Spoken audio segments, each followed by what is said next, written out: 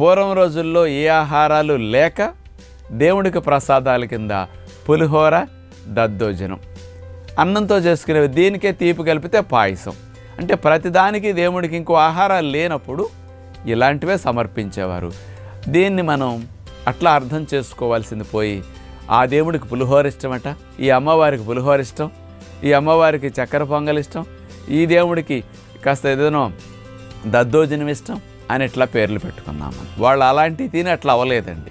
ఆ విగ్రహాల్లో ఉన్నవాళ్ళు అలాంటివి తిని అలా తయారవ్వలేదు.